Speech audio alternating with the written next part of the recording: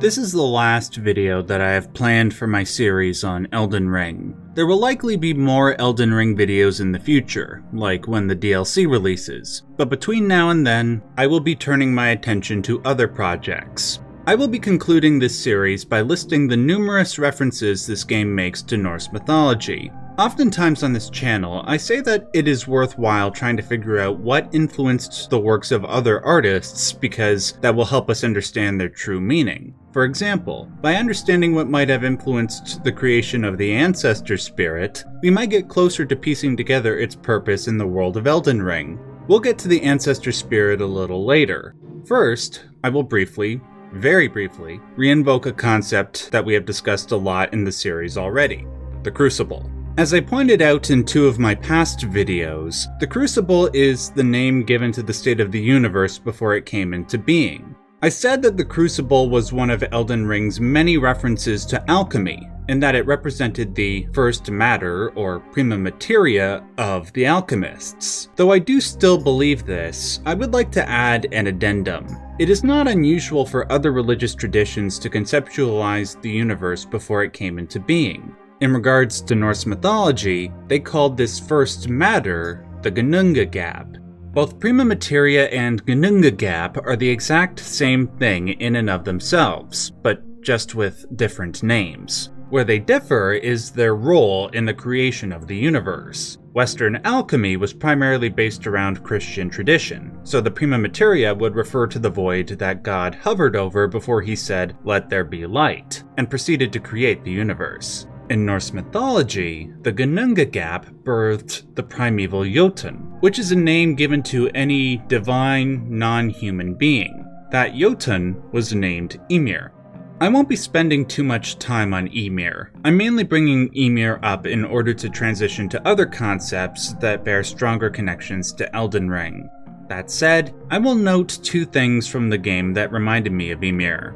First, Ymir, like many primordial beings in religion, was hermaphroditic. Male and female were united within Ymir, and then they split off when he produced them from his armpit. No, really, that's where the first male and female were born. This unity of male and female inside one being reminded me of Radagon and Marika, because they too were unified inside one body. However, I will not say that this is referencing Ymir because, as I just said, primordial hermaphrodites are ubiquitous in religion. Plus, just because Radagon was within Marika doesn't make Marika a hermaphrodite pre-Radagon, just as Adam from Christianity wasn't a hermaphrodite before he produced Eve from his rib. Although some occultists would disagree with me here, but we're getting off track. The other thing that reminded me of Ymir was seeing the various giant skeletons emerging from the landscape in Caelid. In Norse mythology, Ymir was slain by Allfather Odin, who I'm sure you're all familiar with, and when this happened, Ymir's body was used to create the world. Quote, "Out of Ymir's flesh the earth was formed, and from his sweat, blood, the sea.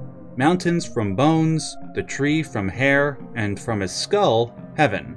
Seeing those giant skeletons in the landscape reminded me of that part of Ymir's history, though I think it is more likely that these giant skeletons were just a part of the war against the giants from aeons past, and not used to create the landscape. I would be shocked if somebody as knowledgeable about Norse mythology as Miyazaki or George R.R. Martin didn't notice the parallel here.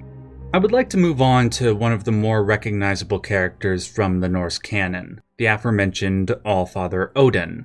I believe that FromSoftware has been paying tribute to Allfather Odin as far back as Dark Souls. In that game's lore, one of the highest gods was Allfather Lloyd. I also like to think that the highest god in Bloodborne, Formless Erdin, was a reference to Odin as well. Either that, or it's a reference to Oedipus Rex, who, like Odin, cut out one or both of their eyes. In respect to Elden Ring, the only potential connection to him that I could find is the meaning of his name. The prefix Od translates to many things, but one of the most prominent translations is the word frenzy. The suffix in translates to something like master of or lord of. This would make Odin the Lord of Frenzy. By the way, it should also be noted that there is another god by the name Od in Norse mythology who is also associated with the concept of frenzy. And most intriguingly, there are several similarities between Od and Odin that make some scholars think that they are two sides of the same coin. In respect to Norse mythology, Odin represents the pantheon of gods known as the Aesir. The Aesir would war against the opposing pantheon of gods known as the Vanir, of which Od was a member, but a more prominent member was his wife Freya. This theme of same yet different is reflected in the world of Elden Ring, with those who adhere to the will of the two fingers and those who adhere to the will of the three fingers. The two fingers serve the Golden Order, and the three fingers serve the Lord of Frenzy. I will admit, this could all be a coincidence, but damn if the parallels aren't intriguing. Now I would like to introduce one of the more recognizable concepts from Norse mythology, that of Yggdrasil, the World Tree. This is another concept that we have seen referenced as far back as Dark Souls. As I have pointed out in a couple of my other videos, it seems that the worlds of the FromSoftware games rest on top of, or on the branches of, a world tree, at least as far back as the first Dark Souls, and maybe excluding Sekiro. Although some people think that the references to the Land of Reeds in Elden Ring is a reference to the world of Sekiro, but I can't speak to that as I have yet to finish that game. Elden Ring seems to expand upon the lore of the World Tree in a couple of ways. According to the previously cited Norse scholar, John Lindau, the capital or holy place of the gods is at the Ash of Yggdrasil. Obviously this is relevant to Elden Ring because the capital city, Leyndell, is the closest city to the Erd Tree, and an ashy substance is littered throughout the place. Now one could say that the ash here is merely the product of the war known as the Shattering, and the ash referred to in the Nordic texts is the type of tree Yggdrasil was, an ash tree. Fine. But even if that's the literal reason for the ash in the capital city, it still certainly works on a symbolic level. One other thing about Yggdrasil that I think is worth mentioning is an animal known to feast on its limbs, that of a stag, otherwise known as a hart, H-A-R-T. This hart has a name and a function, but before I can tell you what that is, I would like to credit the following to one of my Patreon supporters, a gentleman named Isaac. He not only helped me with this specific part of the script, but another part which I will present to you in a moment. He told me about a stag known as Eikthrunir. Water dripped from Eikthrunir's horns into a spring of water known as Hvergelmir, located in the land of the dead known as Niflheim. The water from Hvergelmir would then go out into all the rivers of the world. If the thumbnail for this video wasn't a dead giveaway, Eikthrunir bears some resemblance to the Ancestor Spirit and Regal Ancestor Spirit in Elden Ring. Being that it is a spirit and surrounded by what appears to be spirits of animals, one could say that it exists in some sort of realm of the dead, like Niflheim. Its arena is saturated by water, and you get to its arena from Siofra River, which of course reflects Eikthrunir's connection to the spring Hvergelmir and the rivers of the world. Though the Ancestor Spirit's horns do not drip water, they do sprout plants, and plants need water to live, so yeah, I know it's a stretch, but you see why I find this so compelling. What I do not find to be a stretch is the last major link that I would like to present to you. Once again, I credit Isaac with this discovery. I'm sure most of you are familiar with the Norse god Loki, even if you're only aware of him from his Marvel Comics counterpart. In Norse mythology, Loki had 3 children, Fenrir the wolf, Jormungandr the world serpent, and Hel, the goddess of death. When I was researching the various gods of Norse mythology, I noticed this picture of Hel.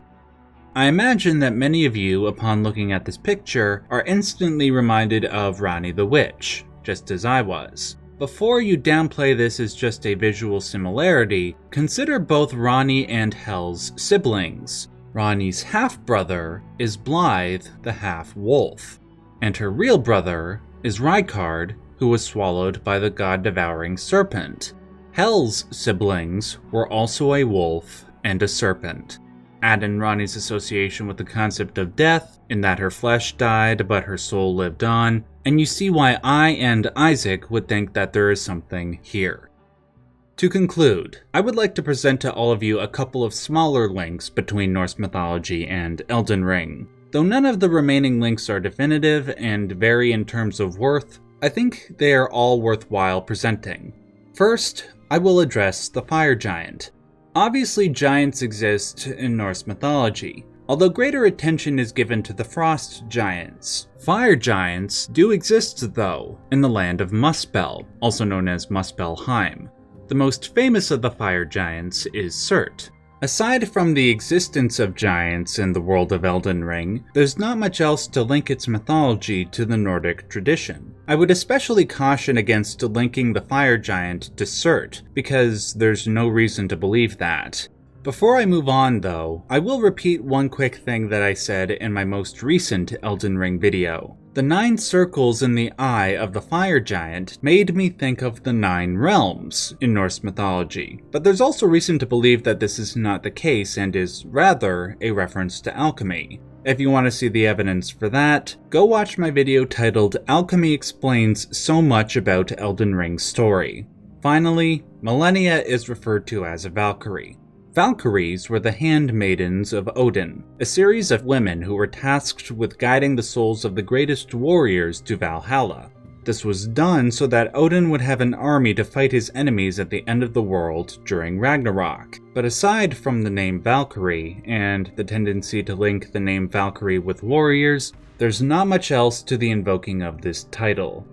Those were all the major links I was able to make between Elden Ring and Norse mythology. Granted, a lot of them were not definitive links, but I felt that there were enough similarities with all the examples provided that they were worth talking about. If there was something that I missed, somebody will definitely let me know in the comments section below, so make sure to look down there before you click away. Also, one other thing before you click away. Make sure to hit that like button. It takes you less than a second to do, and it helps me out more than the Mimic tier helped you out during your first playthrough. Oh, and special thanks once again to Isaac. This video would not have been possible without your collaboration. Until next time, stay yellow.